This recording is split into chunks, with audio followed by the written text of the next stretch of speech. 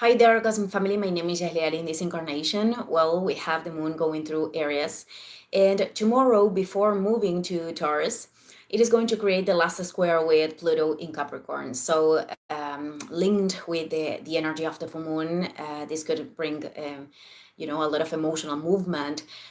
Pluto is a planet that shows us the extremes when we are polarizing in a situation, and it could activate the fear, the pain, the anger, and it is precisely accepting these parts of us and accompanying ourselves to go through that and managing those emotions what to transcend, the state to recover our power. That is what leads us to recover our power of moving forward and to co-create reality.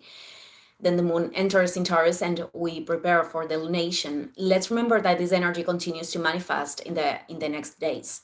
So tomorrow also it is perfected this transit that I mentioned that is part of the configuration of Venus in Capricorn in a square with the karma nodes.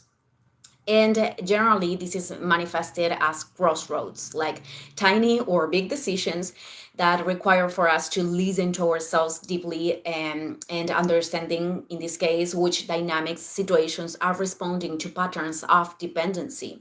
For example, sustaining relationships or wanting to generate relationships from a place where it is trying to avoid facing the own voids, the loneliness, these kind of things, which it never gives a result actually, because we cannot avoid ourselves, we cannot run from ourselves, and we end up invoking experiences that are reflecting these experiences inside, so the north node in Aries, which is the other mathematical point, it is linked with choosing the courage of cultivating a healthy independence. This doesn't mean that we don't need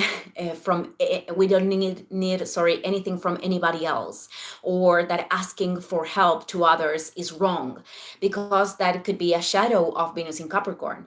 But it is about detecting if this is occurring from a place that is linked with the soul, or from a place where we are trying to avoid the responsibility for our own growth. So this means to assuming the leadership of our reality, to relate with other people from a more mature space. And obviously, because of the lunation, of the things that I mentioned about this lunation, this also has to do with paths, with the ways that we are generating resources, our purposes, etc. So the energy of Venus in Capricorn, it is, this focus of the ascent to the mountain, to get to the top of the mountain of growth. But also this could turn in self-exigency, in the belief that only if things are very, very hard and difficult, they have value.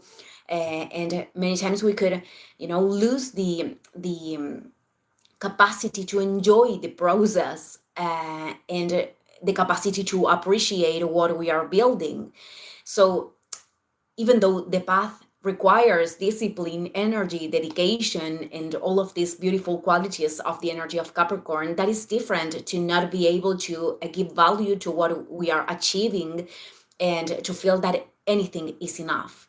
So on the other hand, the other expression of this energy, the other shadow, could be this unbridled ambition.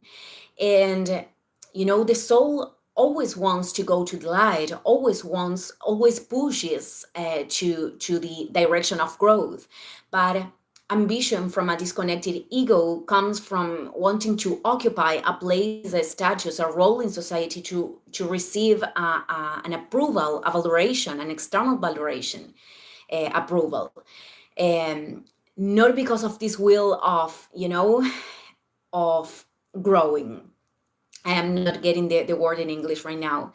And in the end, this is an infinite path. The path of growing is infinite.